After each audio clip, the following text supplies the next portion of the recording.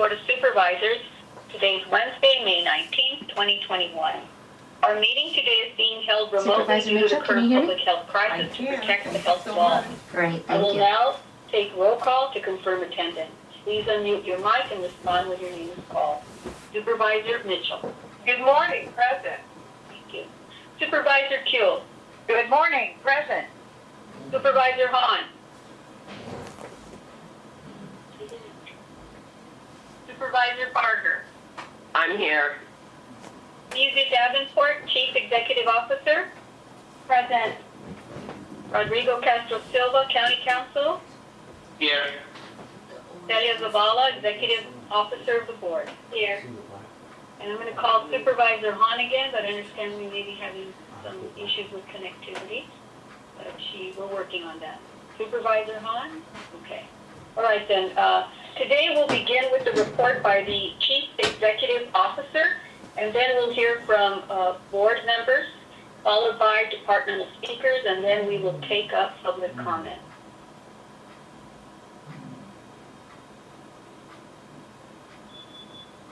Supervisor Hahn, you're present? Hello? I see her name, but okay. I think she's having trouble with communication. Okay, all right. Item number 1 is a report, as you know, by the Chief Executive Officer, and item number 2 is public hearing. These items are related and therefore will be taken up together. So let us begin by hearing from our Chief Executive Officer, Music Davenport. Good morning, Madam Chair, and good morning, Honorable Board of Supervisors. Thank you for allowing me to present today during today's public hearing. As you already know, budgets are iterative processes, and the county's budget is no different. By way of a reminder, on April 20th, I presented to you the recommended budget, which the board adopted on that date. And the recommended budget was posted online on the county's website. Today is designed to allow the board to receive public input on that recommended budget that was posted online last month. No budget decisions will be made today or any other actions taken on the budget. Those items will be reserved for the next phase of our budget cycle. The next phase of our budget process occurs on June 28, 2021, where the board will have the opportunity to deliberate before taking action to adopt the final budget. After the final budget is adopted in June, the third and final part of the budget phase will occur on October 4th, 2021, when my office will submit additional recommendations for what we call the supplemental changes budget. I have prepared a short presentation for the board to remind us where we left off during the recommended budget in April. And I'd also like to provide some updates regarding the governor's May revised budget, and then provide information about continued pressures on the county's budget. But before I begin, I'd like to underscore that this budget seeks to advance the priorities of this Board of Supervisors and our shared values as a county. It's a spending plan for both our aspirations and our extensive public service responsibilities. At the end of the day, this budget is designed to be committed to the county's core safety net mission, responsive to those needs created by the pandemic and the inequities it exposed, and poised to pivot to address emerging needs, whatever they may be. Ordinarily, the Chief Executive Officer would appear before you at this public hearing to briefly discuss the county's budget and then lay out some of the challenges and funding obligations ahead. But this is no ordinary year, so my presentation will be framed somewhat differently than what we've done in the past. There is a PowerPoint presentation that has been provided. It is posted on the county's website as well, and I understand that it is also publicly displayed for members of the public who may be signing on to the website. And if we could move to slide 2. Thank you. Embracing opportunity for transformative change. I think we have all heard it said over the last 15 months or so that we are in historic times and that we are at a point of inflection. It is the fact of these historic times that sets the groundwork for transformative change. The $36.2 billion recommended budget adopted by your board last month provides the starting point for this work as we look to supplement our budget with additional revenues from the state and federal funding. Next slide, please. I'd like to talk a little bit about our reasons for optimism. Beyond the positive trends we are seeing on the public health front, we are also getting positive information on the economic front. We are seeing our revenues increase, and we are hopeful that our revenues will continue to rebound to pre-COVID levels. We are anticipating $1.9 billion from Washington in the American Rescue Plan funding, as well as potential additional funding for the American Jobs Plan, which is now being negotiated in Congress. On the horizons of the American Jobs Plan in Washington, we hope that that will be signed into law and send millions of dollars our way. We see a state budget with a large surplus and the potential outlined by the governor to bring an unprecedented $12 billion to address the homelessness crisis and other urgent needs statewide. All of that adds to a growing sense of optimism about what LA County will be able to accomplish, not just in the near term, but to set a foundation for the years ahead. You're positioned like never before to comprehensively address so many of our long-standing barriers that have held back individuals and communities for generations. Things like institutional racism, barriers to housing and jobs, the digital divide, environmental equity, and of course, justice system reform. My goal is for the county to come out of this pandemic better than before. My description of how we get there is budgeting for change. And key components of budgeting for change depend on additional revenues that we hope to receive from the state and federal government. Next slide, please. Let's talk a little bit about advancing key board priorities and initiatives. As a reminder, our county budget process is guided by the priorities established by your board. These include advancing racial equity, justice system reform, supporting those disproportionately impacted by the pandemic, investing in affordable housing, and continuing our work to combat homelessness. As I reported in April, we've established the Alternatives to Incarceration Office, as well as the Anti-Racism, Diversity, and Inclusion Office. There's also a recommendation in the recommended budget to maintain our investment in the Affordable Housing Trust Fund. These are just a few examples of the recommendations that are contained in the budget that seek to advance key board priorities and initiatives. I'll take the next slide, please. This board has adopted a transformative Care First, Jails Last initiative, and Measure J is a cornerstone of that initiative. I'd like to take some time to unpack the information in the slide. As you know, we will begin the 3-year phase-in of Measure J with a $100 million down payment beginning on July 1st, 2021. This is the single largest allocation in our entire budget for a new program. This amount was included in our recommended budget and approved by your board as a starting point from which we will grow to achieve the full set-aside by June 30th, 2024. The CEO team understands the importance of this work, and it takes it seriously. In between working on the budget and the CARES Act dollars, and now the funding that we'll be receiving from the American Rescue Plan, we have been hard at work on Measure J. We appreciate the hopes and dreams of so many that have devoted their time and energy to move the Care First, Jails Last model forward, and we are committed to doing our part. And while I cannot commit at this time that additional funding will be identified for the down payment, we have 2 additional budget phases to go through, which is June final changes budget and October the supplemental changes budget. And so while I'm unable to make that commitment today, I can commit to this board that we are doing everything we possibly can to identify additional funding while balancing other priorities of the board. We will provide the board updates on our efforts during final changes and supplemental. I'd like to talk a little bit about the Measure J methodology. So on March 16, 2021, my office issued a memo to your board providing notice that we would propose in the recommended budget $100 million as a year one down payment of the Measure J set-aside as we build up to the full set-aside amount by June 2024. As we previously stated, the $100 million proposed allocation represents the single largest allocation for a new program in the recommended budget.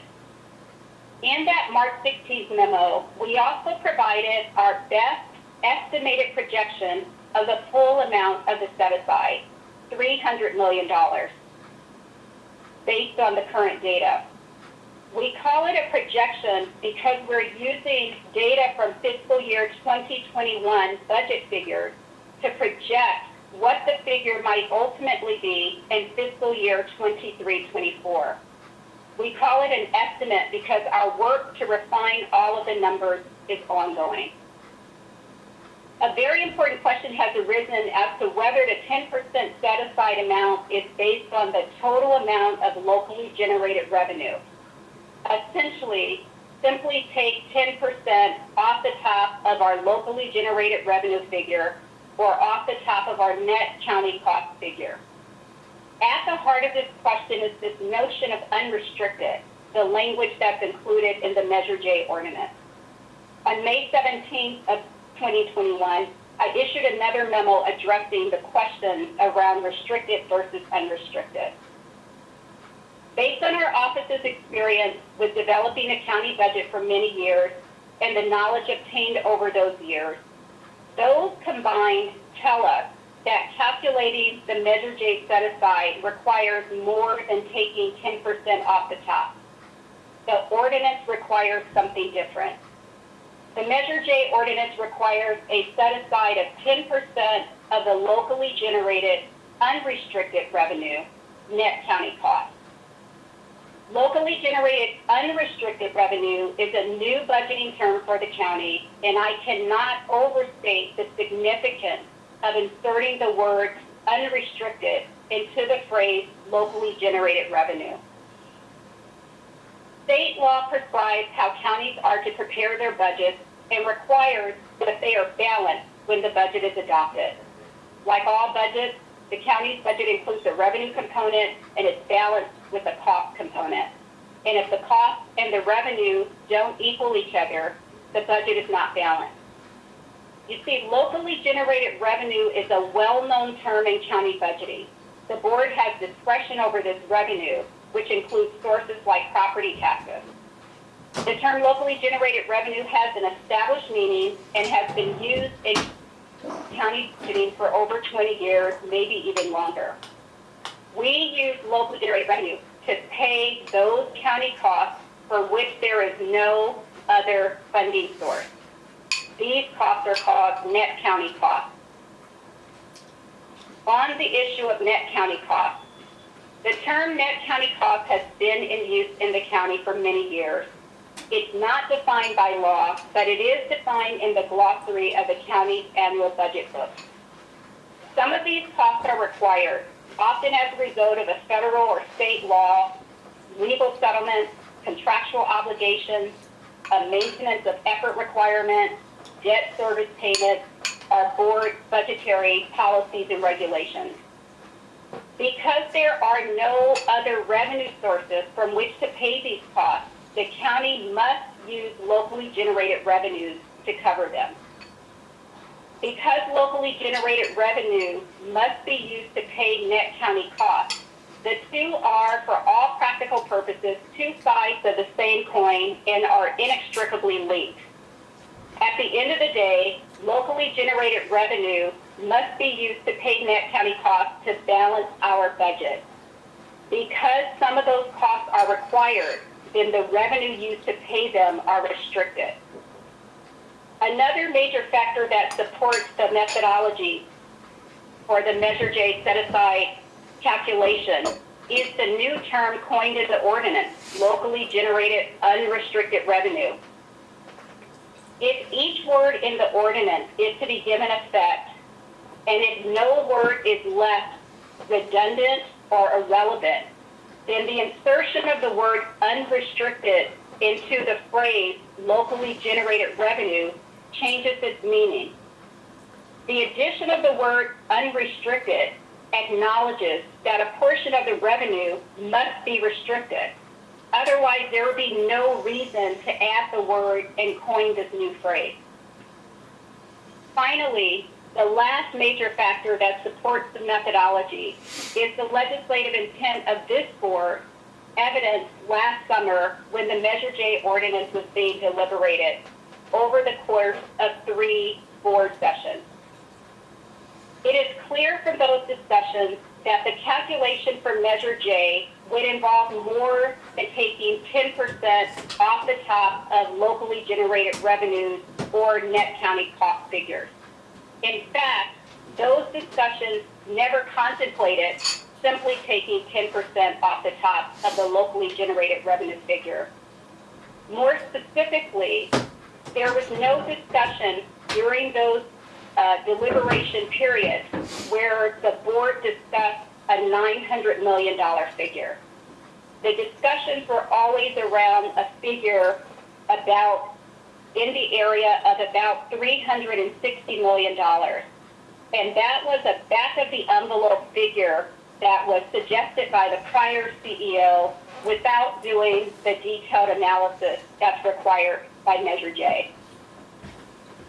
Even though there's not universal agreement on the methodology, we know that the work must continue. The Measure J Advisory Committee is hard at work on proposals for how to spend this funding. This is an intensive and important part of the process.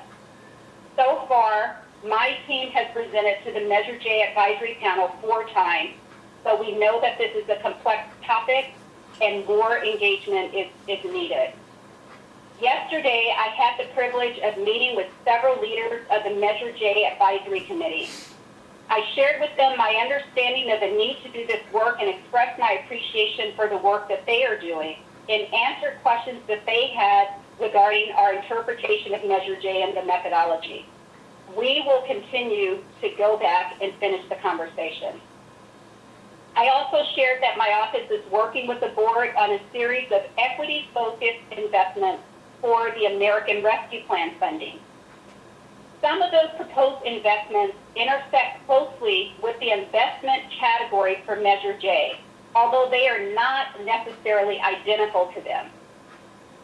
Our aim is to leverage all available resources to support the board's vision and build a county that is better than before for all of our communities.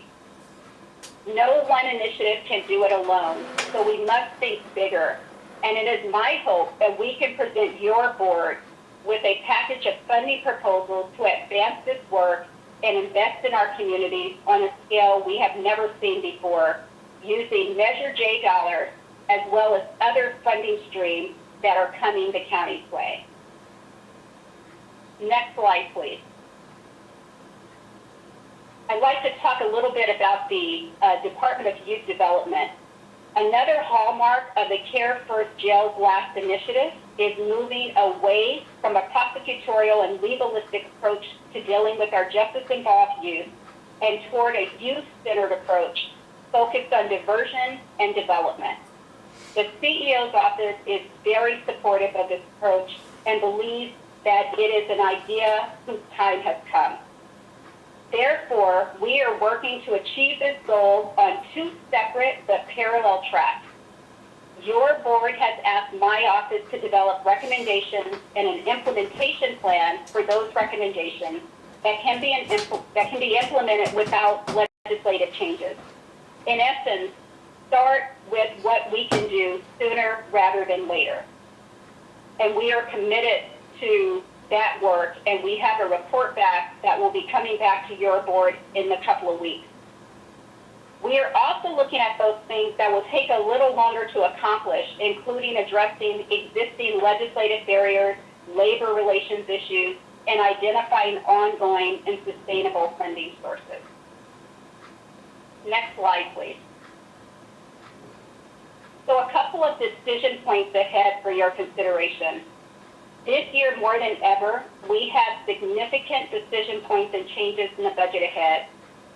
In early June, we will be presenting to your board a recommended spending plan for the American Rescue Plan investments that I mentioned a moment ago.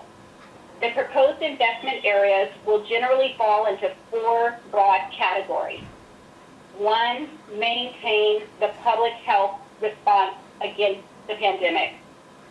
Two, continue to support economic recovery of our region. Three, support equity investments that will make the county better than before. And four, sustainability and preparedness. As mentioned previously, we'll return on June 28th for the final adopted budget phase. This will incorporate more up-to-date information on revenues and also is expected to reflect the impact of the state budget on the county's budget.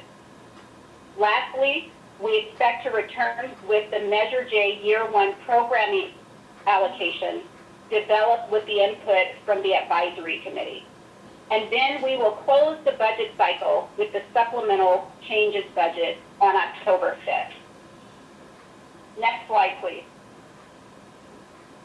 So I'd like to quickly acknowledge the fiscal discipline that your board has demonstrated and explain why that has been so important in enabling us both to meet our safety net responsibilities and to fund your bold policy agenda. Your leadership and foresight have enabled us to avoid the boom and bust cycles that other local governments have experienced, and to keep our workforce strong, stable, and able to rise to any demands that may come our way.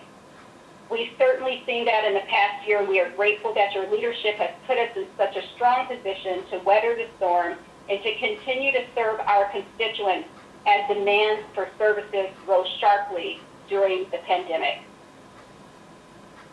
Next slide, please. A leaner baseline. Because of that discipline that I mentioned earlier, we are coming into this new fiscal year with a new, leaner baseline. The cuts that your board approved in the current year, that's the 2021 budget, those cuts have provided us with the ability to fund the bold policy agenda we're taking now. In fact, those cuts made the year one Measure J allocation of $100 million possible without layoff or curtailment.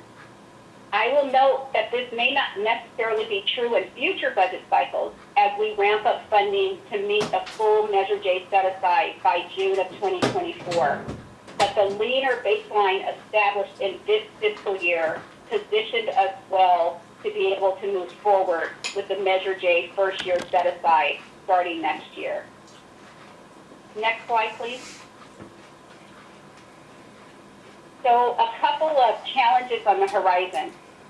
Despite our overall optimism, we do have challenges on the horizon. Even with the $36.2 billion budget, we cannot meet every need, and we must bear that in mind as we meet some of the challenges and emerging issues. One example, as you see on the slide, is the loss of the Title IV waiver and the Families First Transitions Act funding this October. That will result in a $260 million deficit in the DCFS budget. For fiscal year 21-22, we have identified some funding solutions as we were aware that this funding model would be changing.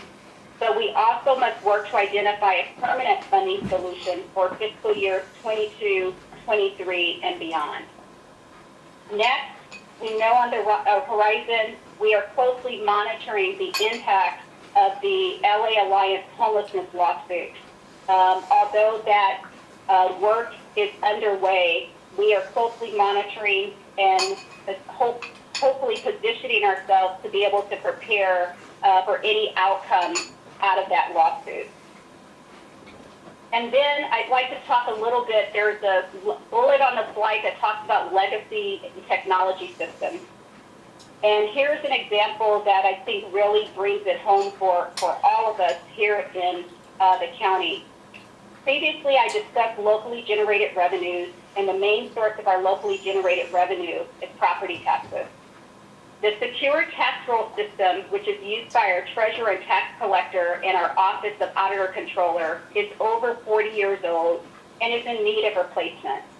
So we will be working with Auditor Controller and the treasurer and tax collector to identify funding for a new computer system that brings us into the 21st century and that ensures that we can continue to collect our property taxes in an efficient and effective manner. Every budget has pressures, and our budget is no different. But these are just a few examples of the scale and the magnitude of what we are dealing with in terms of pressures on the county's budget. Next, please. Challenges on the horizon. Finally, there is pressure from more than $40.2 billion in unfunded liabilities, including retiree health benefits. Just by way of background, state law requires us to provide employee benefits that extend beyond the time that an employee works for the county. That requires that we pre-fund the benefits ahead of time, or we use a pay-as-you-go approach. Unfortunately, for a variety of reasons, there's not enough funding set aside for these benefits in the past, and it has resulted in an unfunded liability for us today. The county has taken steps to address these unfunded liabilities, which requires additional funding over the long term. Moving to the last slide. Next slide, please. Notwithstanding the challenges I just outlined, I'd like to close by taking note of the incredible opportunities we have before us. The board has shown time and time again your commitment to embracing big opportunities, facing up to tough challenges, and expect us to actually solve problems and not just manage them. Through your clear priorities, forward-looking vision, and the additional state and federal funding coming our way, we are now in a position to build upon a foundation for a once-in-a-generation shift in investment. Thank you for the opportunity to present today, and I will be happy to take any questions you may have or listen to your comments. Thank you very much, our Chief Executive Officer, Thesia Davenport.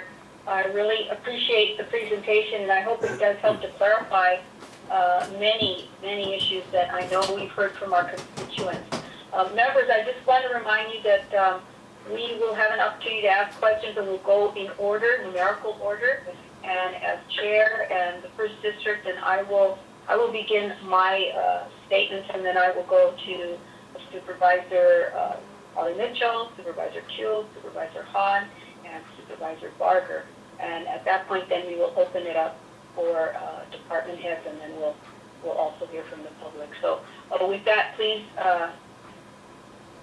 bear in mind, I'm going to try to go through this quickly if I can.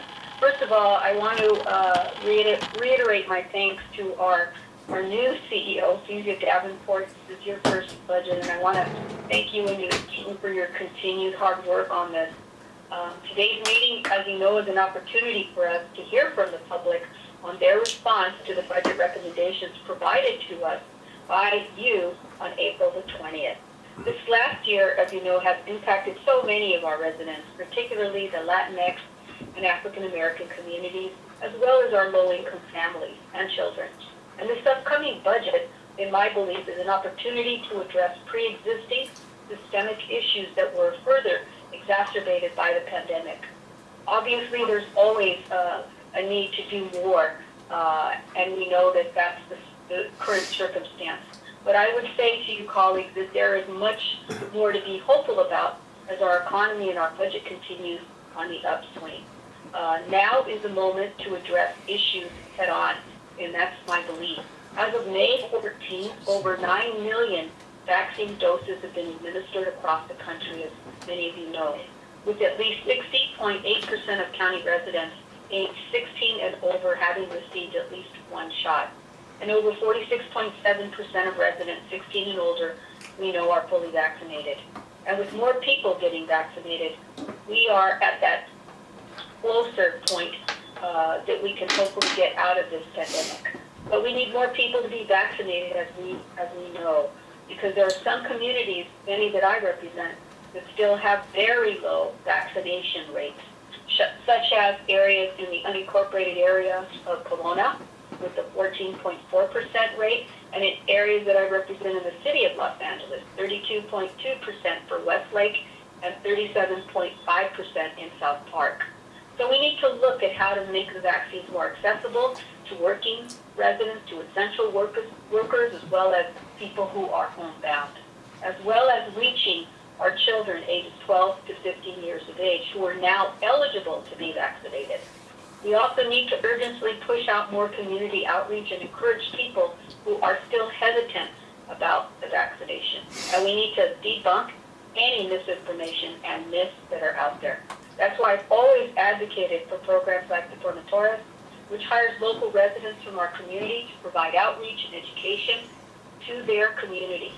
People want to receive information from trusted sources in their preferred language and culture, and the Dormitories, in my opinion, serve as a trustworthy source that helps to bridge that public service to our community. COVID really forced us to reckon with the inequities experienced by so many people in our communities, especially communities of color. That includes the inequities in the level of health care, lack of affordable housing, and access to resources and opportunities. And I believe that we must approach this as a resource allocation within an equity lens, meaning that we should strive for justice and fairness. And we have, as you know, for decades talked about equity, but it's not just a buzzword anymore. We really have to make it a real action, and in this case, put funding and resources behind it. So when we make funding decisions and allocate these resources, those decisions, in my opinion, must be based on data. And it can't be necessarily always divided by 5. That includes funding that is on the way from the federal government, thank goodness, and the state. And I want to give a special shout out to President Joe Biden and Governor Gavin Newsom for taking such bold action to send the stimulus funding to our local governments to provide direct relief to our residents. And now, with that funding on the way, we have a once-in-a-lifetime opportunity to ensure that every resident in California comes roaring back, especially in those most underserved and disadvantaged communities that have been historically left behind. As you know, just last week, the governor released his fiscal 21-22 May revised budget, which includes $454 million in funding for a full cleanup of a now shuttered Exide lead battery recycling plant, as well as to accelerate the cleanup of homes surrounding that facility. I relentlessly advocated for, along with some of the board members here, and testified multiple times in Sacramento for funding to deliver environmental justice to these communities who have endured pollution, contamination for decades. And now we are one step closer to that reality. When we think about strengthening our communities, we must also talk about investments in our young people, our youth. Last year, I championed, along with this board, to restore the cuts to the Youth at Work program, which provides long-term career pathways and high-growth, in-demand industries. And although some ongoing funding was identified for the program, the majority of it remains funded on a year-to-year basis. We really need to commit to this program in our youth by dedicating ongoing funding, and we need more programs like this one. We also can't lose sight of addressing homelessness, which still remains the county's most pressing moral issue. We need to consider every option to building more housing that supports people experiencing homelessness, as well as affordable housing, including the exploration of some of our own county properties. This includes looking at the restorative care villages for each of the county's hospital campuses to provide that continuum of care for our people who have mental health and physical health needs. Again, care first, jail last. One example of using county-owned land that deserves highlighting, in my belief, is the Care First Village, first in the nation mental health and well-being campus consisting of 232 units of interim housing made from modular trailers and shipping containers repurposed into a home-like space that was built on a vacant county parcel. The total cost of the project, as you may recall, was $59 million, of which $6 million came from my own discretionary funding to help cover the gap. The most remarkable feat of this amazing project is that it was done in record time, 6 months. This is now a model for others of how to build more housing in a quick and cost-effective manner. There are so many residents who before the pandemic were barely getting by, and the economic impact of the pandemic has left them hanging on by a mere thread. That's why we put into place the eviction moratorium and other initiatives to ensure these residents don't fall into homelessness. And then last year, with the Federal CARES Act funding, we all advocated to support funds for some of our most vulnerable residents. $145 million for food aid for families and seniors, $110 million for rental assistance, $180 million for small business grants, and $20 million for child care. And again, we're going to continue to advocate for much more in the upcoming $1.9 billion stimulus package through the American J aims to address. We also think there will be significant opportunities to leverage the state dollar to undertake programming complementary to Measure J as well. And so we're very encouraged to see the governor's May revise proposals that my office is currently analyzing. And so at the end of the day, Supervisor, when our office looks at it, even if the ARP funding is not subject to the Measure J set-aside calculation, that doesn't prevent us from deploying and preventing your board actually from deploying those dollars in a way that invests in the same types of areas that Measure J and frankly that the Alternatives to Incarceration Initiative is focused on: jobs, housing, access to resources and training, and things of that nature. Great. And just lastly, Ms. Davenport, I wanted to ask you, you mentioned that the county is budgeting from a leaner baseline. Can you please explain to the public what that means? Because my sense is that people may not fully understand some of the, how could I say, measures, safety measures we took, precautionary measures to help stabilize our budget during the pandemic, and we fortunately did not have to lay off people. So can you explain what the leaner baseline means? Yes, thank you, Supervisor, for the opportunity to clarify. So you may recall during the 2021 budget cycle, when we were preparing for that budget, that was early during the COVID pandemic, and our revenues were crashing, and we were facing a very uncertain economic landscape. And so, based on the recommendation of the CEO, your board approved 8% cuts to departments that are funded with locally generated revenues. These were deep cuts totaling nearly $370 million and led to the elimination of more than 2,500 vacant positions. The biggest single department that received an impact of those cuts was the Sheriff's Department. The Sheriff's Department's budget was reduced by $145 million, and approximately 1,392 positions were eliminated. There were also about 500 positions that were eliminated from the probation budget during the same round of cutbacks. So those cuts were tough, but because we made them, we were able to reduce the budget amount, the budget level that we are starting from today. And that played a significant factor in allowing us to set aside the first $100 million for Measure J without doing layoffs in fiscal year 21-22. So to say it another way, we reduced our budget baseline, we had less costs, and therefore, when our revenues started to come back online, we were able to set aside that first $100 million for Measure J. And as we look at future budget cycles, I can't commit that we will follow this same path and the same trajectory, but it was able to occur this year as we recommend the fiscal year 21-22 budget. And so at the end of the day, I thank the board for its foresight and discipline in approving that leaner baseline, because it did give us a stronger foundation to start with our fiscal year 21-22 investments, including Measure J. Right.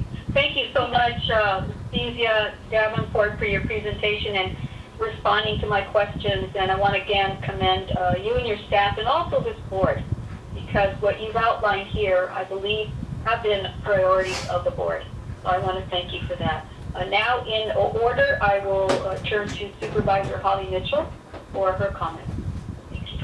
Thank you very much, Madam Chair. I appreciate that. This has been very helpful this morning. And so I want to join with you in thanking our Chief Executive Officer and her budget team for all the work that goes into developing a budget. Having spent 10 years serving on a budget subcommittee or chair Senate budget, I certainly understand really the often unseen work that goes into developing budget bills and all of the background work that is necessary to prepare both the elected body, and the general public to be able to engage in a really important public discourse about investment. So I want to lend my support. And I appreciate the presentation and hearing her reasons for optimism. I fully agree. And as well as laying out clearly the challenges on the horizon. Challenges like, the unfunded liabilities, also known as employee benefits. The county is both a service provider and an employer to over 100,000. That was very helpful to see that number and understand that. As well as the infrastructure investments. And I thank you for the specific examples you gave us, because it reminded me that oftentimes in lean budget years, whether your government or your own household budget, it's those infrastructure investments we always tend to fund when you're broke, if you will.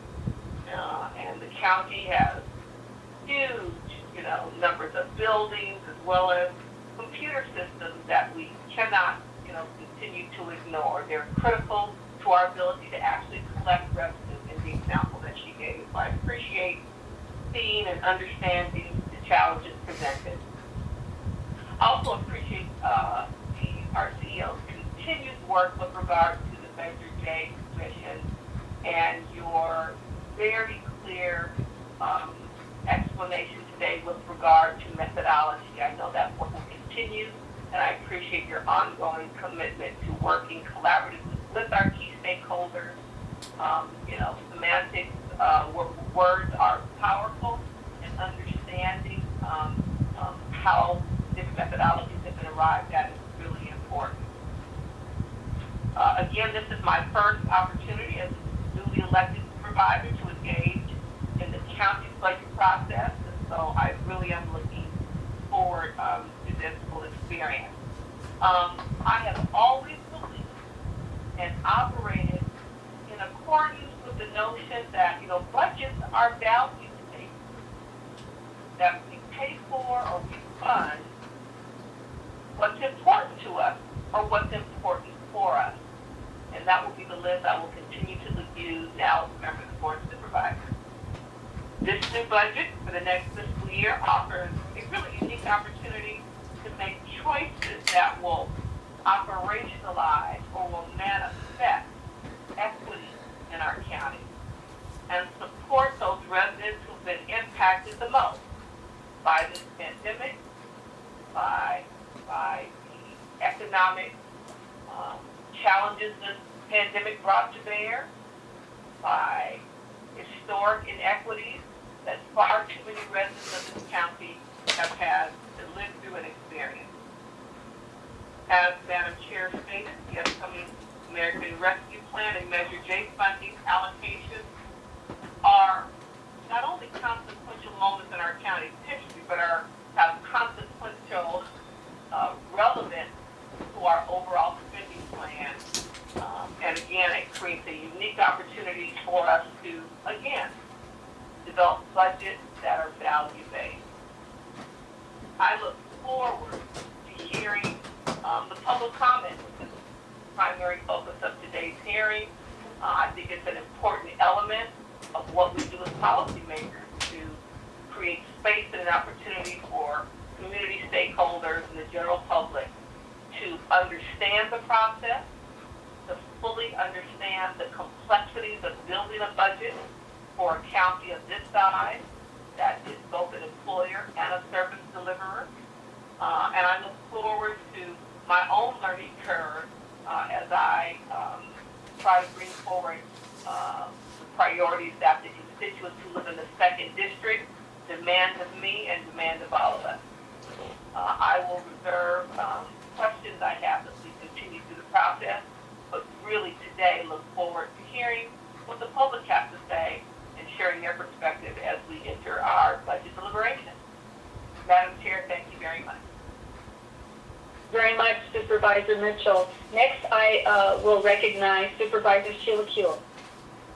Thank you very much, Madam Chair. I really appreciate it. My deepest thanks to our CEO, Kezia Davenport, and her team.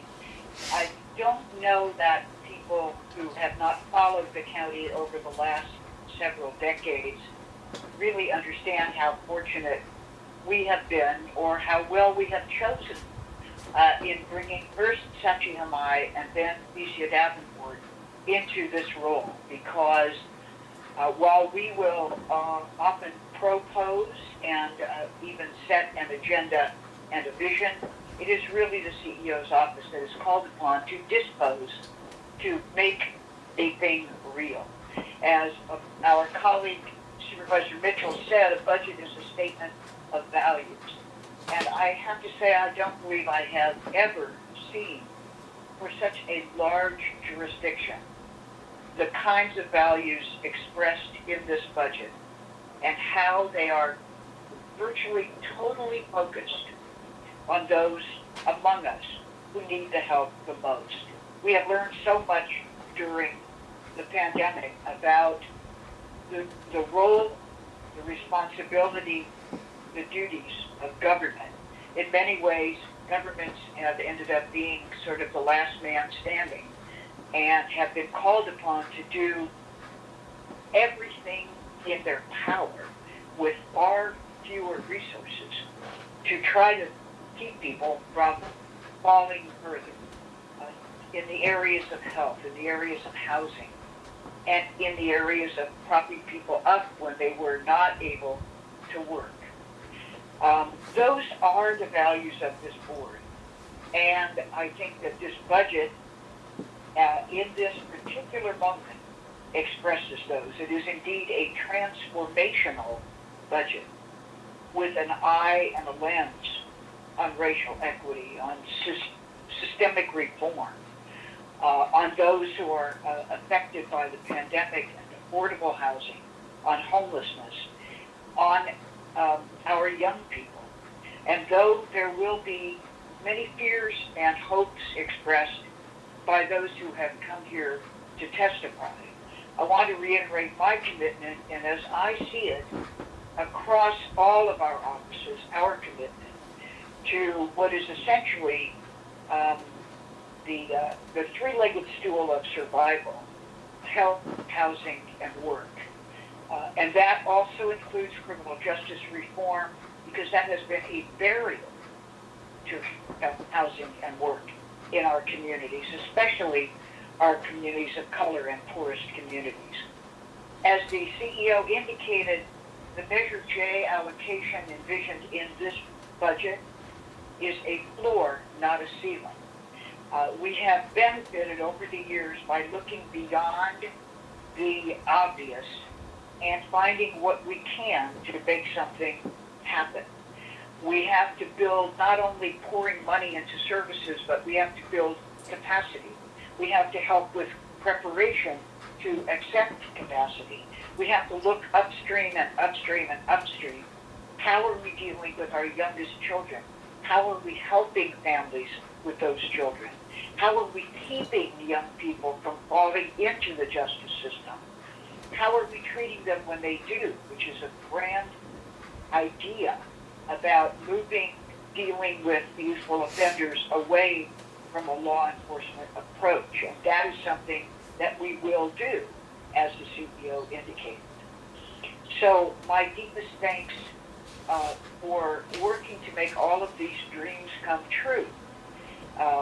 The addition of the money from the federal government, the ARP money, hopefully the jobs and infrastructure money, which includes child care and the caring services, and the money from the state will help us to augment, as our CEO indicated, those equity investments envisioned in Measure J, but before Measure J. I mean, I want to remind people, it was this board that put Measure J on the ballot. That's how it got there. We probably could have gotten the signatures, but not over such a short time. So we're committed to, and want everyone to understand that we understand what it is we put on the ballot. So I see this as a great opportunity for us to hear and listen more, and refine when we come to final changes at the end of June, refine when we come to supplemental changes at the beginning of October, which we always do. And we're committed to more, and real transformational change. Thank you very much. I have no questions to the CEO. Thank you very much, Supervisor Kuehl. Next, I'll recognize Supervisor Janice Hahn. Thank you, Madam Chair. And again, I will join the chorus of praise and thanks to Kezia Davenport for her presentation this morning. And just to say that, you really are the kind of CEO that understands our priorities, understands the fiscal responsibility that we have in governing a county of this size. And it's not just once a year that we engage in conversations with you about the budget. It's weekly that we have discussions with you about our priorities, about serving our constituents, about strengthening the safety net that the county is, and we thank you for that. And welcome to Supervisor Mitchell. We all were pleased when you were coming our way because of your experience at the state level with the Senate budget process. So we will look to you for your insights and your perspectives as we make our way through this year's budget process. I am looking at the clock, and I realize that we're already an hour into a public hearing, and we haven't heard from the public yet. So I will try to keep my remarks brief and say I agree this is a statement of our values. We are going to figure out how to fund our priorities and our values through this budget. I thank you for laying out the challenges that we have in the future, although I'm one of those that's a little bit skeptical of the projection that if we end up having to house more of those who are on our streets, whether it be Skid Row or under the overpasses and underpasses, that it will actually cost us $500 million and result in 2,000 layoffs. I'm just one of those that doesn't necessarily believe that. I also think the public will probably not be thrilled that we're spending exceeding $450 million over the next 5 years to figure out how to collect their taxes more efficiently and effectively. They would probably rather that money go somewhere else. I will say that you answered it, Kezia, in your opening comments, but I know I'd asked about it the first time we talked about the budget, was whether or not we could increase that down payment for Measure J, if we could try to find another $15 million to make us even further along towards the ultimate $300 million commitment that we've made, because I just really believe this down payment is so important in beginning that hard work of diverting people in their lives from ending up in our justice system and being a more productive part of our society. We know it costs us $60,000 a year to incarcerate an adult, and more shockingly, it's costing us about $526,000 a year to incarcerate a young person. So it's clear just by those numbers that investment will definitely pay off, not just in human benefits and social benefits and mental health benefits, but fiscally, it makes a lot more sense to us to keep people from being incarcerated in our jails. It costs a lot of money. So I'm hoping that you could, in the next 2 bites of this apple, Kezia, I would love it if you could still really try to make that down payment even more, even though it is the largest, as you said, amount of money that we've ever allocated to anything of this sort. It is the right thing to do, and as Supervisor Kuehl said, this board put this on the ballot. This board is behind Measure J. We really believe that it'll make a difference, but I think the more investment in the beginning will pay off tremendously on the back end. The last thing I'll say is, they're calling me Miss Telework, but I do feel like the pandemic forced us to really take another look at, what it means for people to not show up to work in a county building, but in fact spend time working closer to home, in their own home, and hoping that as we move forward in this budget, we'll find ways to get out of some of these leases that we have in buildings that we don't own, and spend that money more on investing in the kind of infrastructure and network that I think county employees would appreciate to work again from their own home or close to home. And I'm looking forward to some of these telework type opportunities that, again, I think that will save the county money in the long time, improve work productivity and morale. And I know, Kezia, that you know that, and I know you're looking for those opportunities. I'm not going to ask you any questions now. Again, I'm looking forward to listening to the public, see what they have to say about this budget. Thank you. Next, we'll hear from Supervisor Catherine Barger. Thank you, and I'll be brief as well, because I know that the public hearing component is important for us all to hear from people that are going to be calling in. But I want to thank Kezia and your amazing team, as well as all of our budget team up here on the 8th floor that represent the board. This budget doesn't happen overnight, and I really appreciate all the work that's been put into it. Our situation continues to evolve with the reopening of the economy, and I know that we are being cautious as we move forward. But we are reminded that our budget is critically important, and we've seen that firsthand this last year in terms of the role that public health has played throughout this pandemic. There's been demands for services and programs to provide for food, for housing, for public safety, for health care, mental health, and quality of life, which remains strong. I think it's incumbent upon all of us to ensure that the county has the fiscal resolve to continue to provide these essential services for years to come. The decisions that we make now will have a significant impact on the lives of each of our 10 million residents. And I'd like to thank my colleagues and members of the public who will participate in today's budget hearing, because this truly is a live document. And I think that as we move forward into June, we have opportunities to look at how this document is going to really frame the future and years out. I'm interested in the public testimony, and I want to thank those who are going to be calling in. But Kezia, I just want to clarify, and I think Supervisor Solis asked a question, but given that Measure J relies on existing revenues, because it does not generate revenues, it's obviously you explained how the formula came out to play. How are we ensuring that our workforce is protected, given the federal funds sustaining us through the pandemic are one-time funds that expire in 3 years? And I point out that you talked about the 2,586 positions that were eliminated. Those did not have anyone occupying those positions. So departments are lean right now with the 8% cut that was made last year. I just want to understand if we are planning moving forward in order to ensure that we are sustaining those critical positions that actually are occupied now. Yes, thank you for that, Supervisor. Thank you for the opportunity to clarify. As you correctly pointed out, Measure J does not generate additional revenue. And essentially, what it requires us to do is to look within our county's general fund to figure out how we're going to allocate the Measure J, the full Measure J allocation, the full set aside by June of 2024.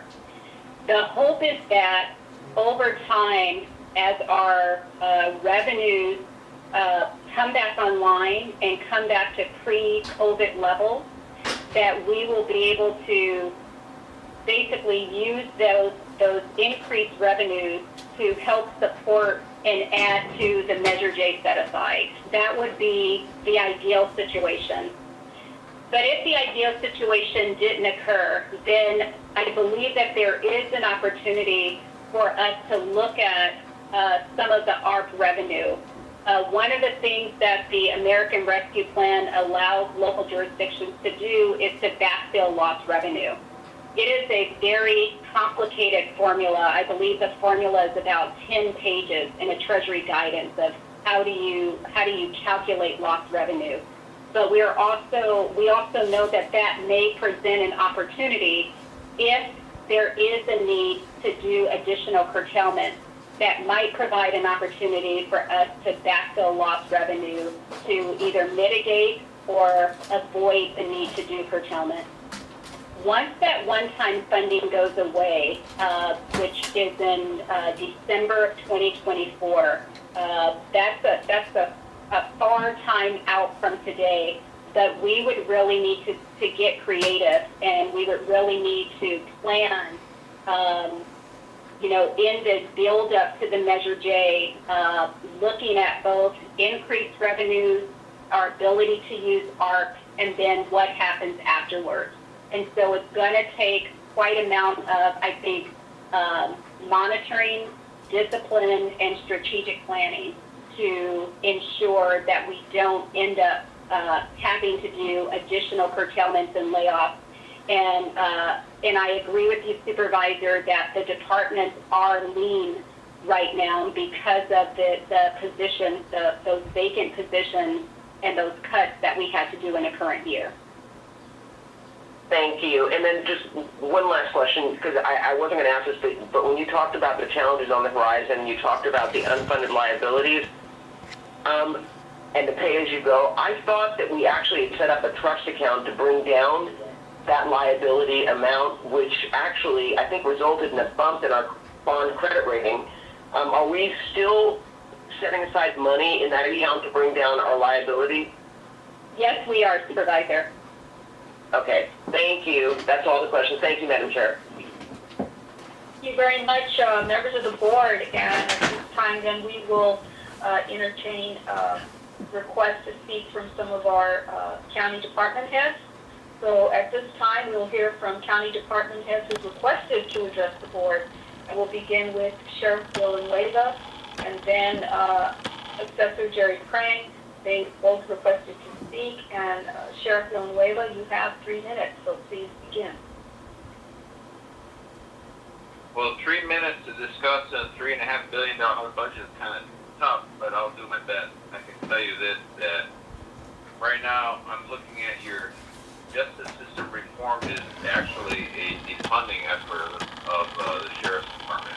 It's been doing by section since I've taken office. We suffered a loss of $145 million in the current fiscal year. This new proposed budget for the next fiscal year is a cut of another $143 million for our net county cost. And we're seeing the trial court funding adjustment of $15 million taken away. State sales tax, $114 million taken away, and the voting waters grant of $1 million taken away. So that's $143 million that's taken away from our current operating budget.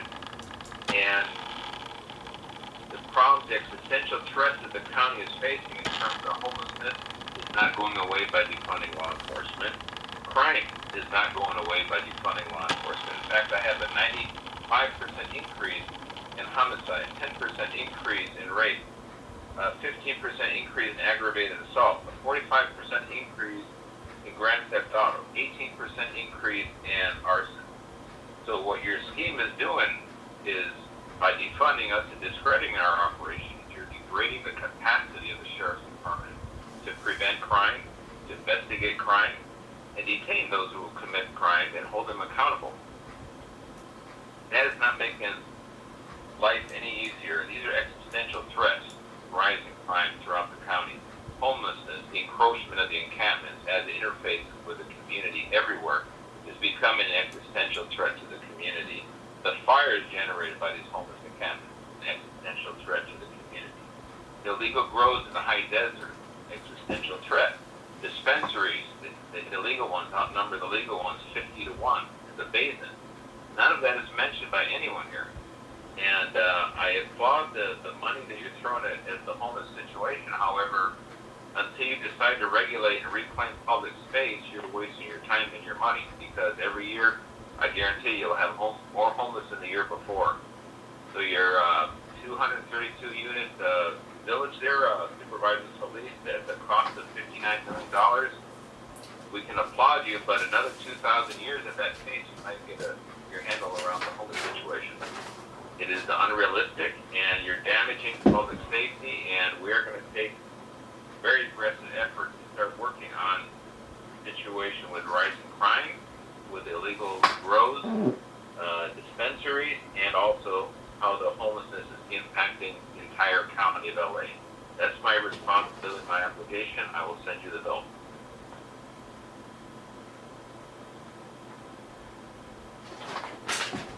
Next, we'll hear Jeffrey Frang. Cesar, you have 3 minutes. Thank you.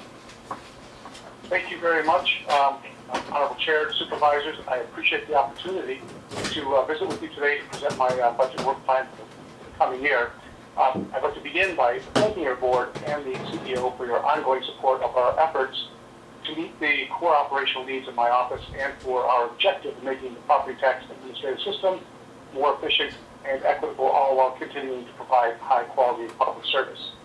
While COVID-19 did present many challenges, we have been able to adapt and manage in this difficult environment. Indeed, given the outstanding commitment of the staff of this Office of Assessor, I am pleased to report that we are on target for completing our assessment roll production on time. Last week, I transmitted the annual assessment roll forecast estimate to the CEO and to your board, which includes the completion of the SoFi Stadium, which is valued at approximately $3.5 billion. We currently estimate that the value of all accessible property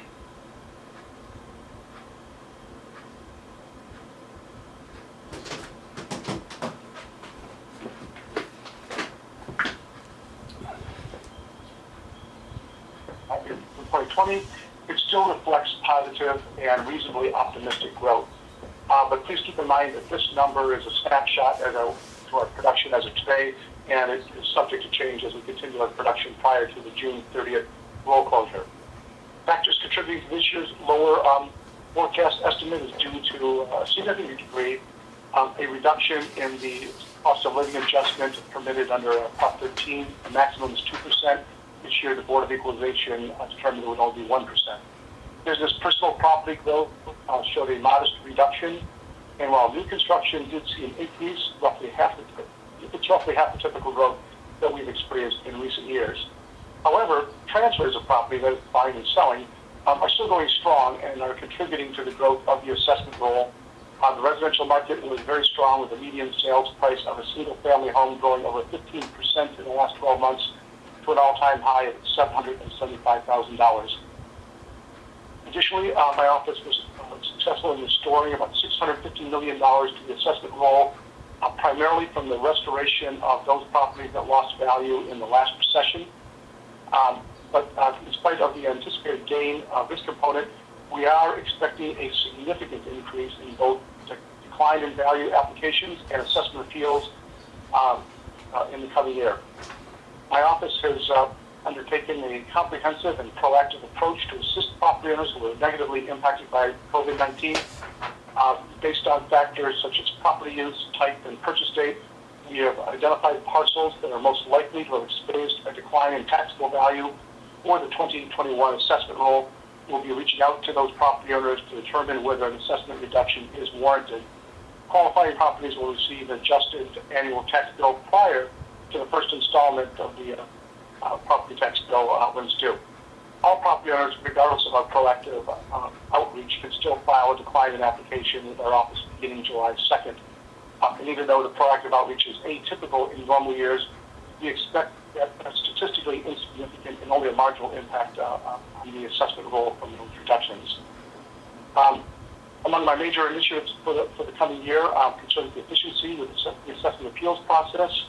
As you may recall, LA County received about twice as many appeal applications as all the other counties in California. We've been making steady progress in recent years to overcome a significant caseload and backlog. However, COVID-19 compelled most counties, including ours, to suspend appeal hearings at the beginning of COVID. As a result, the number of appeals has increased from just over 20,000 in March of last year to more than 40,000 currently. We anticipate that number to grow dramatically as property owners file declining value applications and appeals. Thank you. I need to let you know that your time has expired, Assessor. We really do appreciate your comments, and if you want to submit anything for the record, we're happy to also include that. So with that, if you could just quickly, in 10 seconds, please wrap up. I don't think I can wrap it up in 10 minutes, so I'll just say thank you at this point for your time and attention. I appreciate your discussion and comments, and we will all take that on the record. Thank you so much again for joining us. Thank you.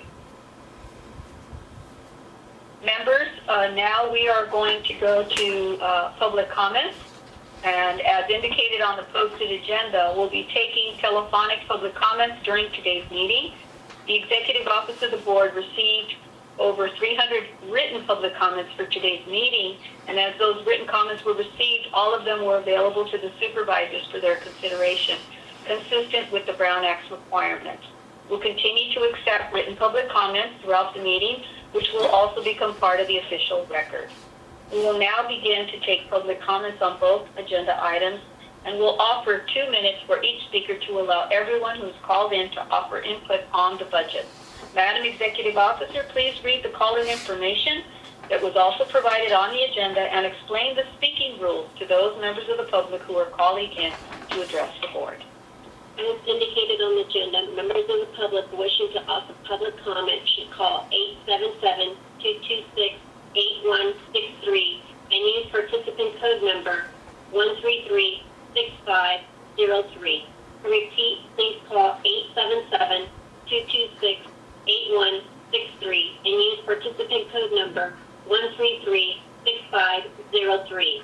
Do not call that number if you only want to listen to the meeting. To listen only, please call 877-873-8017 and follow the instructions. Each person will have 2 minutes to speak on both agenda items. Our goal is to get through as many speakers as we can. When speaking on the agenda items, you must be on topic. If you're not speaking on topic, if we cannot tell if you're speaking on agenda items, you will get one warning from County Council or the Chair. If you do not immediately or clearly get on topic, or if you stray off topic again, you will forfeit the rest of your time and the Chair will move to the next speaker. Please note that if you're also listening to the board meeting on a computer or speakerphone, you will need to turn down the volume on those devices as soon as the moderator calls on you. If you do not turn down the volume, there will be an echo.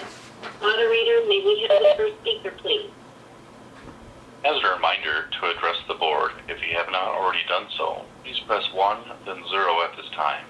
Do not press 1 and 0 a second time, or you will be removed from the queue. We will now hear the Spanish interpretation of this reminder.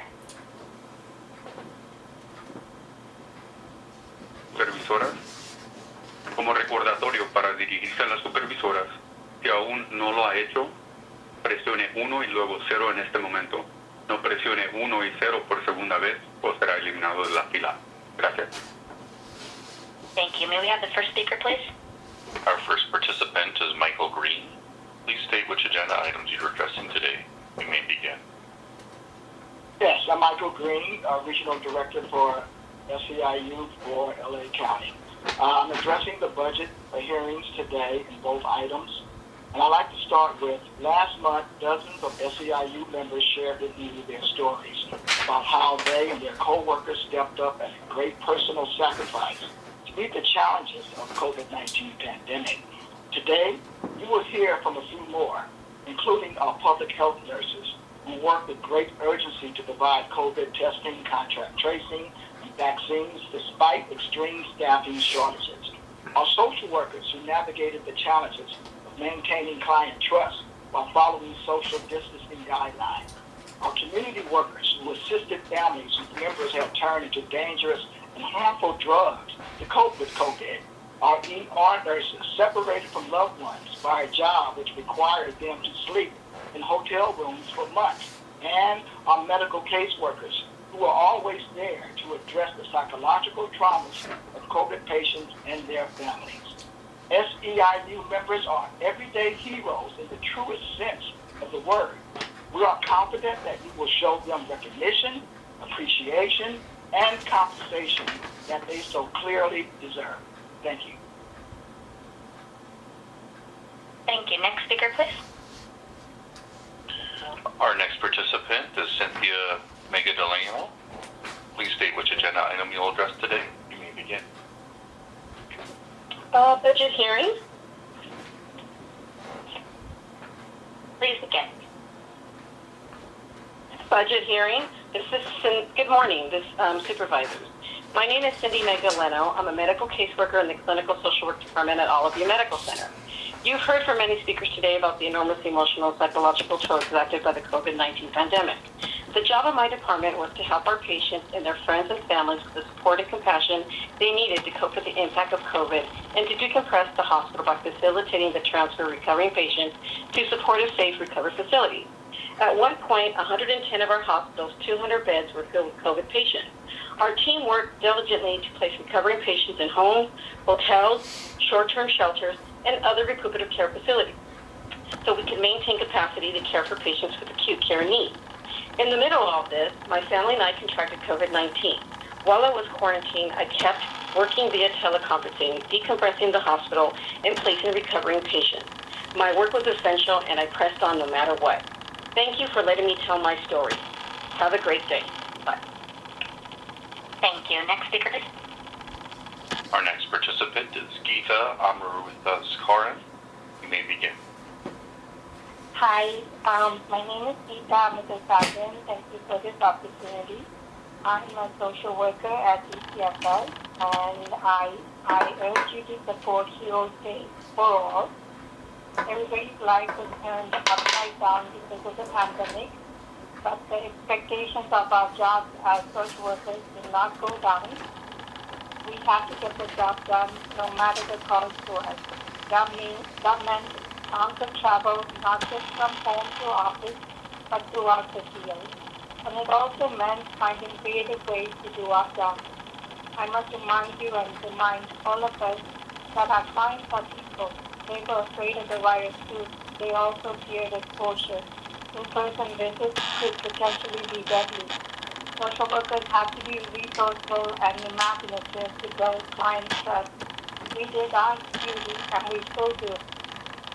We overcame the challenge and connected people to services they needed. We did this even though there was not always access to protective equipment during a deadly pandemic. So we ask that you honor our word. Thank you. Thank you. Next speaker, please. Our next participant is Marquita Harris. You may begin. Hi, good morning. I'm addressing the budget item. Good morning. My name is Marquita Harris. I'm a public health nurse in the Department of Children and Family Services representing SEIU 721311. DPH is the leader in the pandemic. The nurses have sacrificed a lot. Nurses deal with community dangers, drive-by shooting, and drug activity. We are the second largest group of nurses in LA County.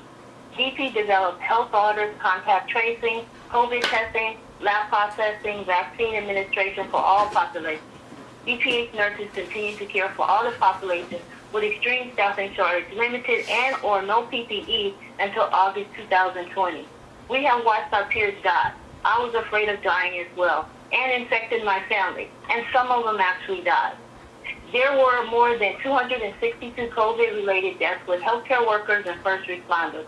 Skilled nurse facility staff has died at 43%, and nurses continue to be more than 29% of the COVID deaths. DPH nurses are mandated to work overtime, mandated to work in offices, health facilities, skilled nursing, long-term care, homes, community access into the communities with LA County. But we stepped up and we took care and we bought everything to help you get out of the pandemic. But it's not over. health facility, and child work nurses have been extremely short since at least 2016. DCF children have died on LA County's watch. Gabriel Fernandez and Anthony Avalos. Nurses should always be at the top of the budget every year because we are the nurses, we save lives, and we are the safety net for the community. Nurses deserve hero pay and cost of living every year. We should not have to beg for leftover budget crumbs. You should protect us, respect us, and pay us. Thank you for allowing me to speak. Thank you. Next speaker, please. Our next participant is Lawrence Reyes. You may begin. Yes, good morning, supervisors. I am a constituent of Hilda Solis.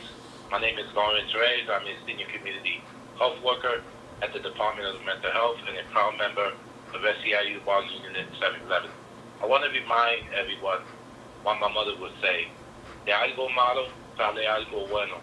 I'd like to acknowledge and receive the optimistic forecast from the CEO this morning. My mom, being the eternal optimist, would always remind me that out of every challenge comes opportunity. I have worked the streets going on 14 years with the chronically unhoused, the severely mentally challenged, and the disenfranchised. The truth is, social distancing created a massive problem in my line of work. People need human connection to develop truly human relations. That connection helps us gain trust and consistency with a person whose life is fragile and lacking human connection. However, social distancing increases the feeling of isolation and despair. For people who are suffering, especially those turning to drugs and alcohol to cope, treating them becomes a consistent human endeavor. As an example, I got a call from a family in East Los Angeles whose son had turned to meth to cope. While using, he was shot 3 times, ending up in a county hospital for 2 months. For him to have another opportunity to recover, it was just as critical to treat his intertwined substance abuse and mental health challenges as it was to treat his gunshot wounds. During COVID, we had to rely on virtual visits, not the same as in person. We asked for heroes pay. We made it work. My client made it through. This is what we mean when we say that we are the safety net of LA County. And this is my story. Thank you so much for the time. Thank you. Next speaker, please. Our next participant is Bruce Bannerez. You may begin. Good morning, supervisors. I'm addressing the budget item. My name is Bruce Bannerez. I'm a registered nurse in the emergency department at LAC USC Medical Center. I am for Heroes Pay for All from the COVID relief federal money. Over a year ago, I moved away from home due to COVID. I lived for 4 months in downtown hotels. I was not able to see my other half or loved ones. I was isolated in a hotel full of medical personnel. I had to drive through the National Guard during BLM riots downtown. I lived through the riots. I moved back a different person. For several months, my partner and I have been in couples therapy. We are trying to reconnect. We are opening communication. We are working on intimacy. No matter what was going on in my personal life and my personal needs, I came in and suited up to care for patients during the pandemic. I lost a part of me in this pandemic.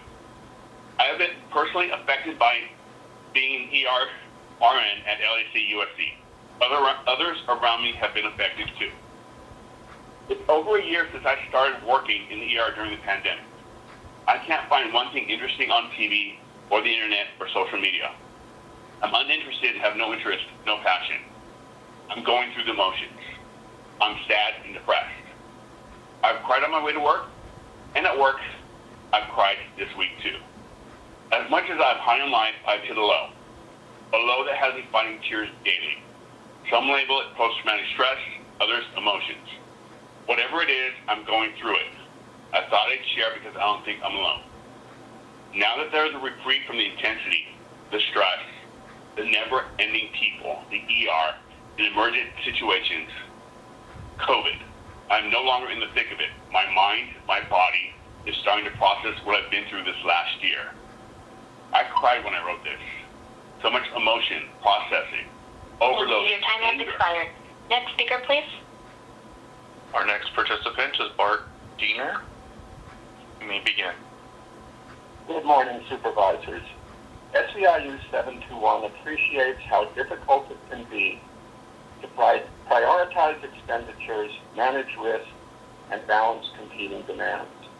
We know that as we emerge from the pandemic, the needs of LA County residents are great, while resources to meet them are not unlimited. We support many of your board's initiatives, including investments identified in Measure J. But the county must not take on new obligations at the expense of its workers. We are confident this was not your board's intention when it put Measure J on the ballot. A cost of living increase for those who held the county together throughout the pandemic should be a given. Without a cost of living increase, inflation, which spiked in April at an annual rate of over 13%, threatens to reduce the value of paychecks workers depend on to support their families. The American Rescue Plan explicitly recognizes the importance of compensating essential workers to show real appreciation for what they have done and what they do every day. Adopt a budget that does not take your workers for granted. Thank you. Thank you. Next speaker, please. Our next participant is Genevieve Claverall. You may begin. Yes, good morning, Board of Supervisors. Thank you for allowing me time to speak on the budget. I'm a little bit concerned about some of the numbers. Even so, I am pretty much in agreement that maybe some of the position needs to be removed. Like you have 2,586 positions from different departments. In the last few months, because of COVID, it's very obvious many of the county employees have decided that they don't have to work so much, and I'm sure pretty much we not want to come back full-time in person to the county. So I hope that we look carefully about those items, because especially the county employee taking care of the commissions. Many of the commission, many things are not kept up to date and so on. So, and Measure J is interesting, but I think you should keep a close eye on it. Anyway, good luck. Thank you for allowing the public to speak. Have a good day. Talk to you later. Genevieve Claverall.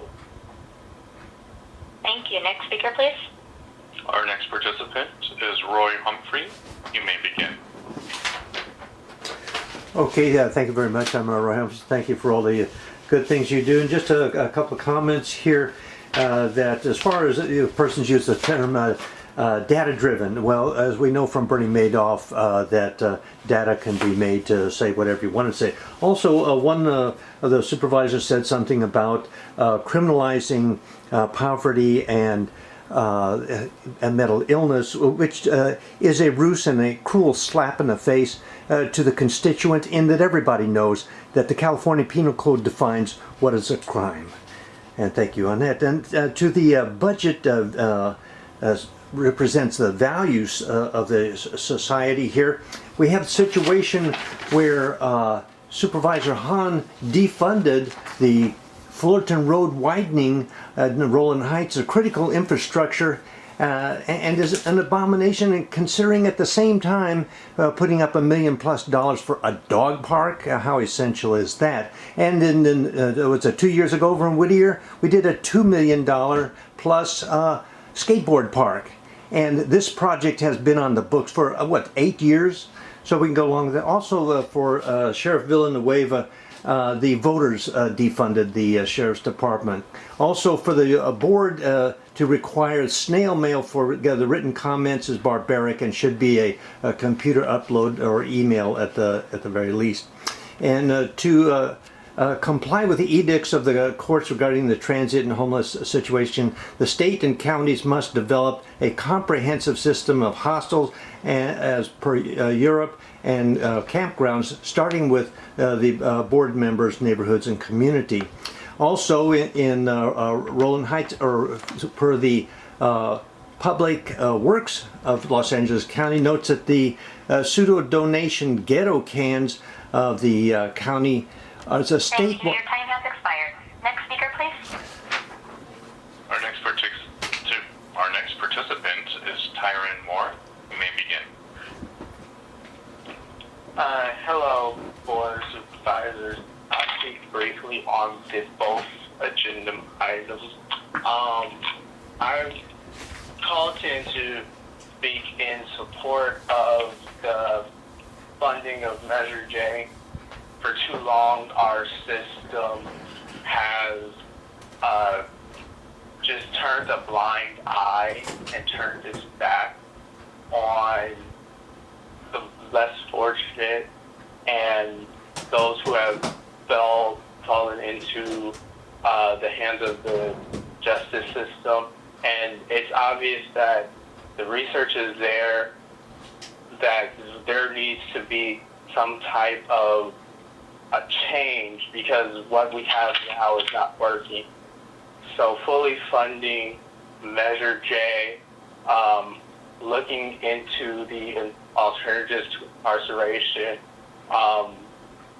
helping those who are experiencing houselessness, and those who really our society has abandoned is a great step towards your care first, jail last policies.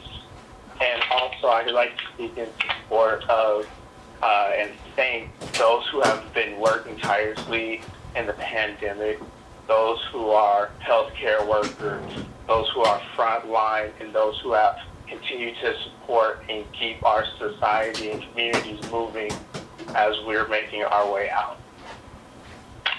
And I get the rest of my time. Our next participant is Melinda Kakani. You may begin. Hi, can you hear me? Yes, we can. Please begin. Great. Hi, this is Melinda Kakani with Children's Defense Fund California.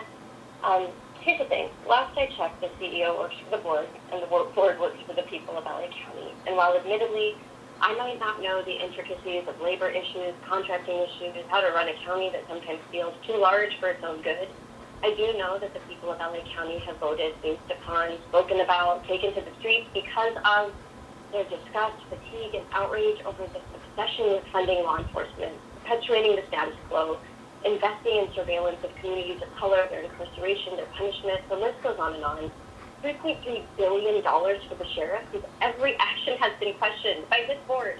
$1 billion for the probation department, who was just sued in January by the Attorney General's office for the harm they inflicted upon this county's children. Funding Youth Justice Reimagined is directly in line with the Care First, Jails Last motto this board has repeated. And by funding, I mean finding the full $75 million from probation's budget so that Care First, Jails Last becomes more than just a motto for the children ensnared in the juvenile system. There are approximately 400 youth currently in cages, and we spent $409 million to keep on keeping on with that shameful practice. That's $1 million per year per youth. We have got to do better. And that starts with Youth Justice Reimagined. And the $75 million investment isn't premature. We're not asking for a department tomorrow. We're asking for a shift in power from a system of incarceration, oppression, marginalization to a system of healing, repair, and strength with an investment in that transformation process. So CEO and board, we're asking you to put the county's money, our money, my tax dollars, where your emotions are. And that means $75 million for Youth Justice Reimagined. Thank you. Thank you. Next speaker, please. Our next participant is Cherie Bell. You may begin.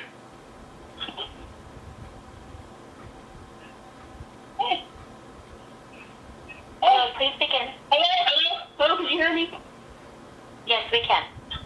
Okay. Well, we all know that Measure J was fought and won off the blood of black lives. The numerous murders of unarmed black people across the world is why we have this money to address the systemic racism and alternative to policing.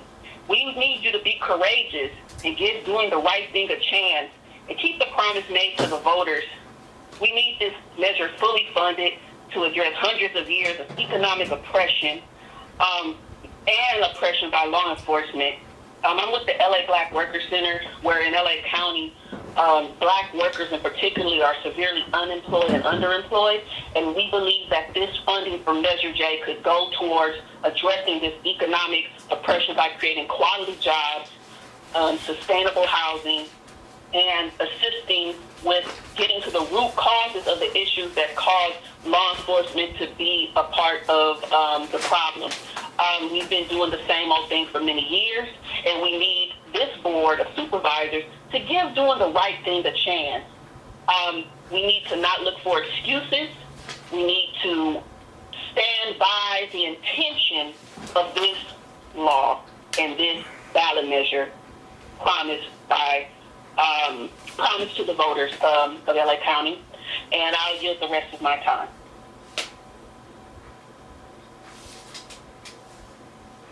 Thank you. Next speaker, please. Our next participant is Nicole Brown. You may begin. Good morning. My name is Nicole Brown with the Urban Peace Institute and Los Angeles Youth Uprising Coalition and a constituent of Janice Hahn. Thank you, Board, for this opportunity. I appreciate your words on Youth Justice Reimagined, and I'm asking you to make a financial commitment to these words in June. For youth in LA County, this continues to be a status quo and wasteful budget. Youth Justice Reimagined is about much more than a department, and in the plan, 55 of the $75 million was supposed to get out to community-based organizations so they can provide urgent support to the youth in these times of pandemic distress and an increase in violence. We urgently need that investment to be included in the June budget. I'm here to ask you to, number one, fully fund Youth Justice Reimagined with the full $75 million, including $55 million to CBOs to build an ecosystem of youth development. Two, cut all vacant and frozen positions from the juvenile probation budget, including 186 vacant positions in the juvenile institutions, while camps and halls sit mostly empty. Three, immediately please stand up the Youth Justice Transition Advisory Group so we can continue to work together to make Youth Justice Reimagined a reality. It has already been 7 months since the report was released, and we cannot afford to lose more momentum. Four, fully fund Measure J and include a meaningful participatory budgeting process with that. And lastly, on behalf of Urban Peace and the LA Intervention Coalition, I ask you to fund Peacemakers and violence intervention with $250 million from the American Rescue Plan as one of the most urgent and effective investments that you can make. I'd also like to address the probation budget. Last year, despite cuts, probation got more money for juvenile institutions. And in this budget, the CEO found another $9.7 million for juvenile institutions. They recommended $409 million to incarcerate youth when there are about 400 young people in the campus halls. This would be $1 million per year. Thank you. Your time has expired. Next speaker, please. Thanks. Our next participant is Ezekiel Nishiyama. You may begin. Hello, can you hear me? Yes, we can. Hello? Please begin. Good morning, everybody in attendance here today. My name is Ezekiel Nishiyama. I'm an advocate and community organizer with the Anti-Recidivism Coalition. I'm here today to show support in fully funding Youth Justice Reimagined. As someone who experienced the system, I understand what a young person needs and the right services and programs for their development. What I don't understand is when probation is messing up and not doing their job, we keep on investing into them and they get more funding. We should be working collectively to move away from the punitive models of incarceration. Do not use DJJ transition as an excuse to fill the 186 vacant positions with the juvenile institutions budget. You should be investing these funds into Youth Justice Reimagined. We cannot continue to invest in this very same system that we know has had a long and painful history of targeting young people of color. Again, this is not an attack on juvenile probation, but a focus on the overall system we are faced with today. When we think about the change that is needed to create a better future for our youth in LA County, we cannot continue to invest in the trauma and harmful experiences that our young people are faced with in today's current system. We cannot go back and undo the harm that has already been done to those that have been in the carceral setting, but we can create a better future for our youth who are growing up in LA today. Thank you for the time today. Thank you. Next speaker, please. Our next participant is Adita Sherikar. You may begin. Good morning. It's E.P. Sharakar from Children's Defense Fund, California. I'm calling to urge the board to fully fund Youth Justice Reimagined in the June budget and keep your commitment to Care First jails last. It is imperative that the county gives the full $75 million to YJR, including $55 million for community-based organizations that are ready and willing to implement YJR today. Finding the full $75 million should not be hard. A good start would be to cut all vacant and frozen positions from the juvenile probation budget. There are 186 vacant positions that should be cut immediately. The incarcerated and supervised youth population has gone down in the last decade, and yet probation's already bloated budget continues to grow. It's time scalable programming during this critical time. We can move from surviving to thriving to prioritize community and care. Our county can do this. We can afford it. It is time. I yield the rest of my time. Thank you. Next speaker, please. Our next participant is Mark Anthony Clayton Johnson. You may begin. Good morning, Supervisors. Mark Anthony Clayton Johnson, Frontline Women's Network, Justice LA, Reimagine LA. We're urging you today to adopt the Care First budget. This is a budget that advances our Care First solutions and also points out inconsistencies in the current budget. For one, we really want to make sure that if we're going to close Men's Central Jail, then we should not be reallocating dollars in anticipation of the jail population increasing. This is the same logic that Health Management Associates provided to you in 2015 when they said you needed to secure hundreds of millions of dollars to build a mental health jail in anticipation of the jail mental health population doubling. That conventional wisdom has been rejected by us all. And so let's not repeat a mistake that is very recent in time but distant in paradigm to the very real Care First approach that we're moving. Also, if we're going to invest in care, it is absolutely critical that we do not reproduce harms of policing and incarceration in those care systems. We regularly spend annually $32 million on private security in our DHS hospitals. We should be reallocating the additional $36 million we spend on sheriffs in DHS hospitals because it is inconsistent with our Care First approach. Clinicians are regularly telling us that sheriffs in our hospitals violate patient protections, violate Fourth Amendment protections, and abuse patients in the form of unchecked patrol of the hallways, intimidating patients and providers, using protected patient information to press charges on folks, and routinely interrupt and attempt to influence medical decision-making, with devastating results, including the murder of Nicholas Burgos at Harbor UCLA Hospital last October. And so we're calling on you to reallocate that additional $36 million into community-based, non-law enforcement crisis response in DHS hospitals, violence prevention solutions, and upstream solutions to harm that do not reproduce harm of policing and incarceration in our care facilities. That's how we make good on the Care First approach. In addition to that, we fully fund Measure J. Thank you. Your time has expired. Next speaker, please. Our next participant is Abhinaya Naranyanan. You may begin. My name is Abhinaya Narayanan. I'm a constituent of Catherine Barger, and I'm speaking to both agenda items and general public comment. Today we've heard a lot about the budget as a value statement and the historic Care First vision of the county, but the board needs to take decisive action in order to actually fulfill these promises.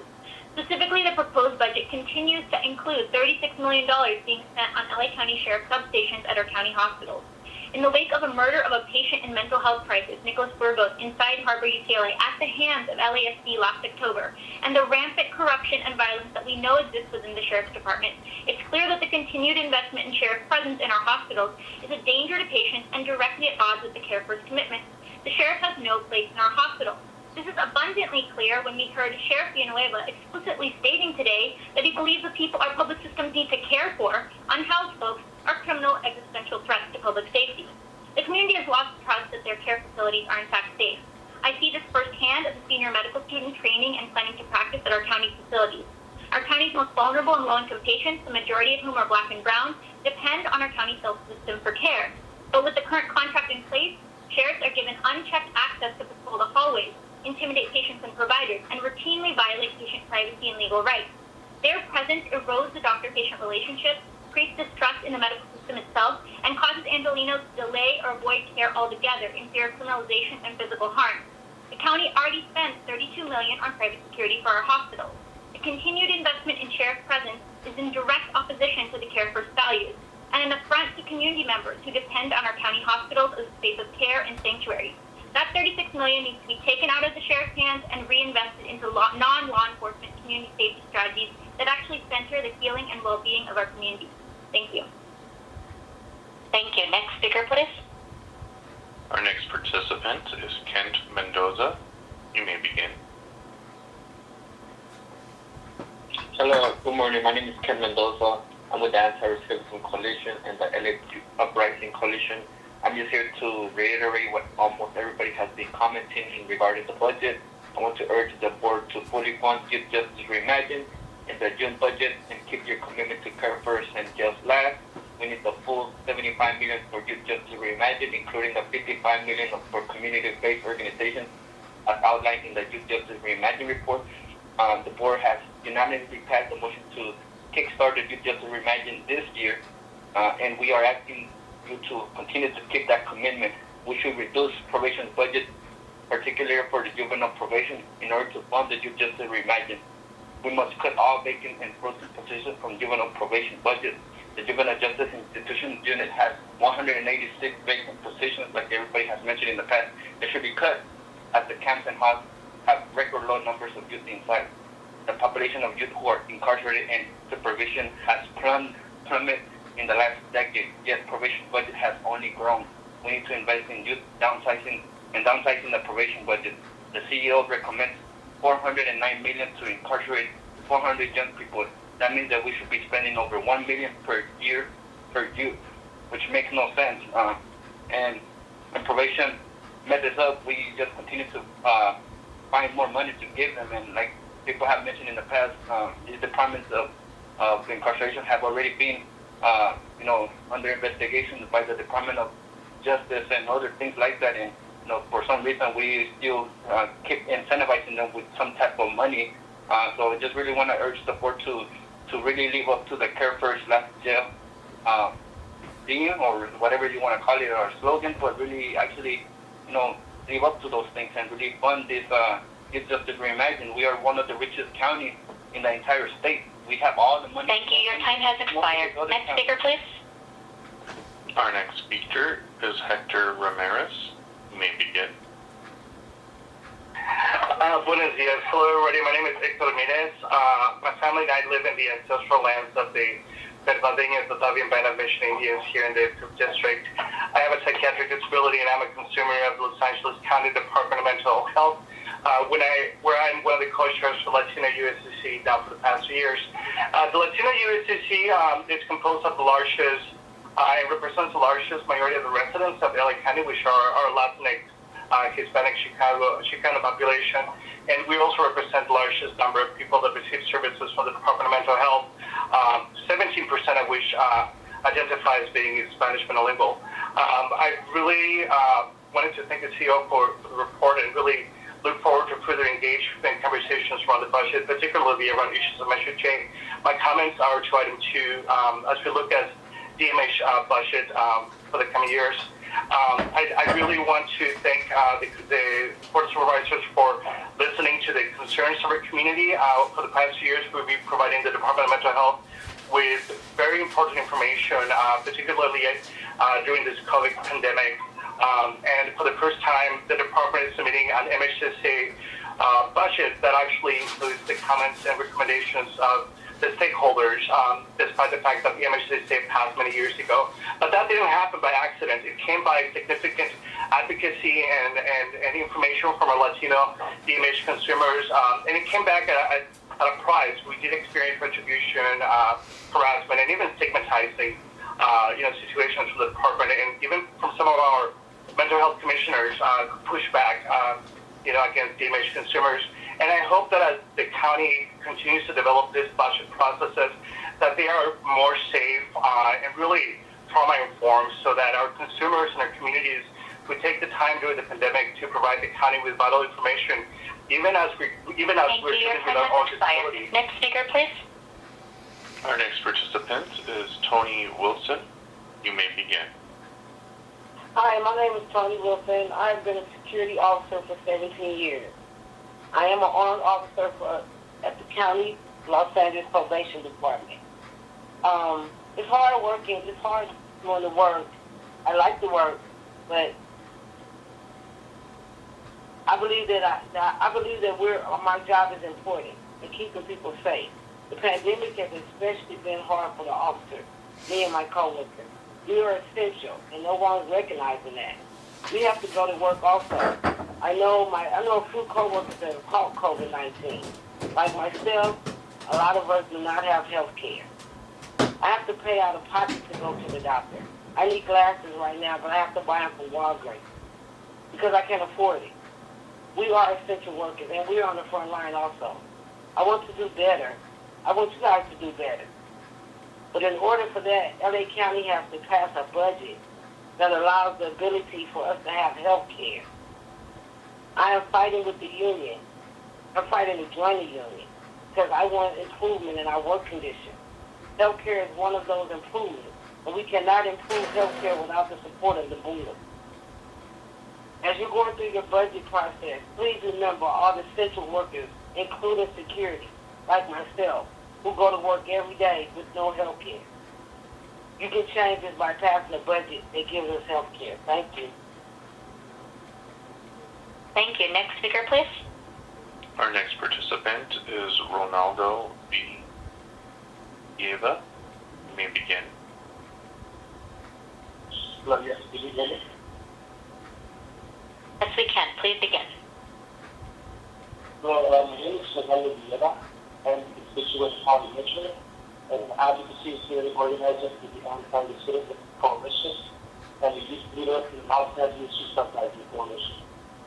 And just to speak up for youth justice here, imagine helping us protect the work which has been done in our party despite as a formerly incarcerated youth who have been through the system and as an advocate for my dear state about it, we need to fund community-based organizations, fund meaningful programs, and break the status quo which continues to fund law enforcement agencies who do not benefit our communities. The Board of Supervisors needs to take notice to the community efforts which have fought hard and continue to fight for their probation health. Youth Justice Reimagined is a solution. It is not what to do. The CEO does not have the right to dismiss the community work of hundreds of people who dedicated their time to build this support. The time to fund Youth Justice Reimagined is now. The time for meaningful leadership is now. Show the community what you care and put your money where your mouth is. Thank you, and I yield my time. Thank you. Next speaker, please. Our next participant is Roxana Aguilar. Your line is open. Yes, hello. My name is Roxana Aguilar. I'm with the LA Conservation Corps and the Reimagine LA Coalition. Today I urge the County Board of Supervisors to adopt the Reimagine LA County Care First budget that elevates the Care First demands of closing Men's Central Jail, fully funding Measure J, and increasing the allocation of to a higher amount than what it currently is. Funding the First Care budget by allocating at least $2.17 billion in year one through leveraging dollars from Measure J and other local, state, and federal resources. Funding Youth Justice Reimagined by shifting $75 million out of probation as part of the First Care budget, and committing to building the Care First vision through authentic community collaboration, power sharing, and participatory budgeting to ensure consistent, equitable investment. I urge you to also take notice of all of the young people that have been deeply impacted by COVID, by unemployment at historic rates, and invest in our future. Young people really need more investment from the county to find employment and to live full, meaningful lives. Thank you. Thank you. Next speaker, please. Our next participant is Cindy Olsaro.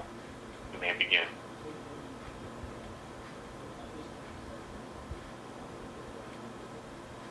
Please begin. May we have the next speaker, please? Our this next speaker is Emilio. Hello, yes.